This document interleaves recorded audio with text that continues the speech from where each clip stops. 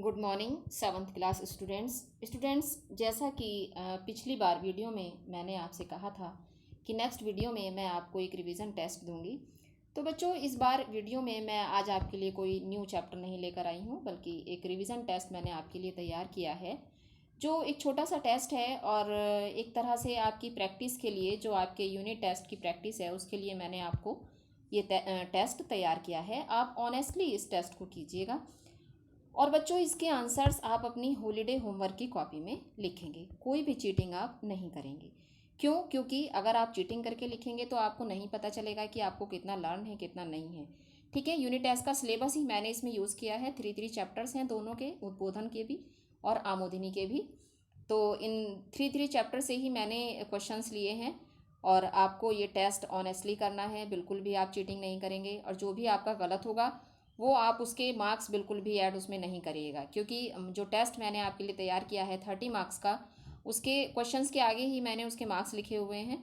आपको पता चल जाएगा आपके कितने सही हैं कितने गलत हैं। ठीक है, तो इस वीडियो में आज आपके लिए टेस्ट है। देखते हैं टेस्ट में क्या क्या क्वेश्चंस हैं।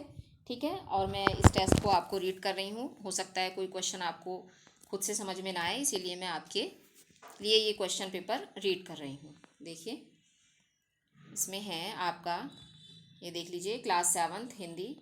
ये 30 मिनट्स का आपका टेस्ट है बच्चों और 30 मार्क्स का है। तो आप इसी के टाइम के अकॉर्डिंग ही इसको करने की कोशिश करिएगा, क्योंकि यूनिट टेस्ट में आपके लिए लिमिटेड टाइम होगा, उतने क्वेश्चंस आपको उतने ही टाइम में करने होंगे। तो आपकी ये प्रैक्टिस हो जाएगी कि किस तरह से हमें लिखना है। ठीक है, फर्स्ट क्वेश्चन है, सही वाक्य के सामने सही तथा गलत वाक्य के सामने गलत का चिन्ह लगाइए। ठीक है, इसका का पार्ट है, 2 वाक्य इसमें दिए गए हैं कि रचना के आधार पर शब्दों के 4 भेद होते हैं। दूसरा है, हिंदी में कुल 13 स्वर हैं। ये 2 मार्क्स का है हमारा, 2 ही सेंटेंसेस हैं और 2 ही मार्क्स का आपका ये क्वेश्चन है। सेकंड क्वेश्चन है, नीचे दिए गए वर्गों में जो वर्ण आते हैं उन्हें लिखिए। अर्थात ता वर्ग में कौन कौन से वर्ण आते हैं, पा वर्ग में कौन कौन से वर्ण आते हैं, ये आपको लिखना है। ये भी आपका 2 मार्क्स का ही क्वेश्चन है। ठीक है, क्वेश्चन नंबर 3 आपका आता है, नीचे लिखे शब्दों के तद्भव रूप लिखिए।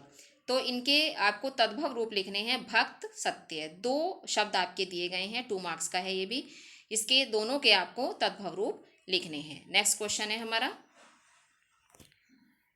नेक्स्ट क्वेश्चन है तत्सम रूप लिखिए। देखिए, यहाँ दिया गया है क्वेश्चन नंबर 4, तत्सम रूप लिखिए। पहला है आंसू, दूसरा है मोर। ये भी हमारा 2 मार्क्स का है। ठीक, नेक्स्ट क्वेश्चन है, श्र, त्र, ज्ञा, क्ष, ये संयुक्त अक्षर हैं चारों।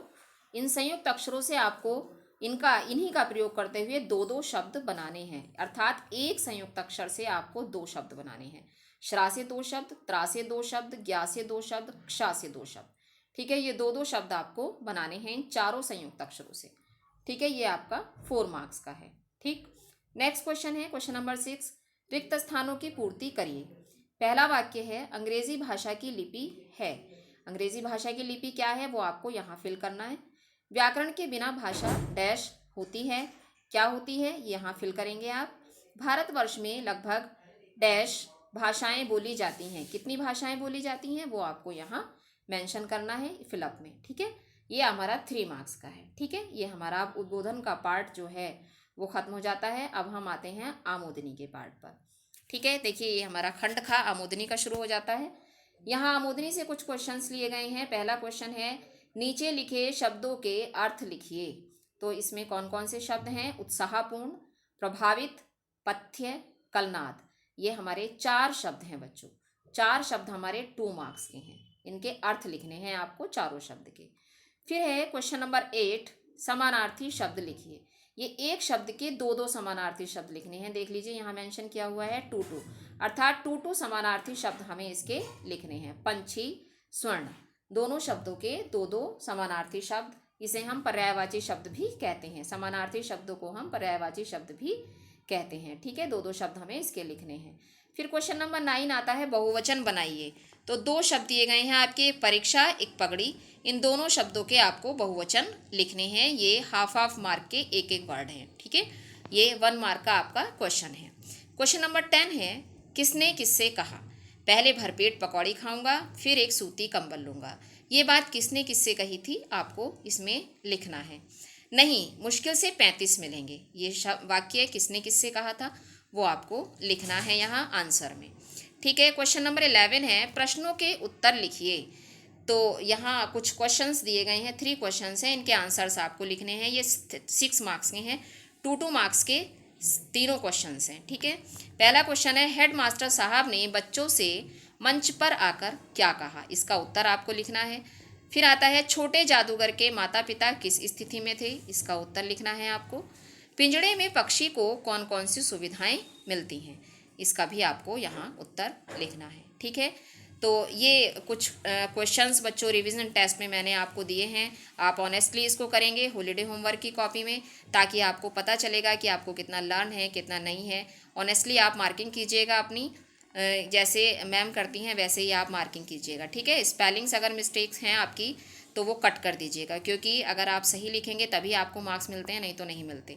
और स्पेलिंग अगर रॉन्ग है तो आप उसको सही करके लिखने की कोशिश करिएगा, ताकि आप टेस्ट में भी बच्चों सही स्पेलिंग लिख सको।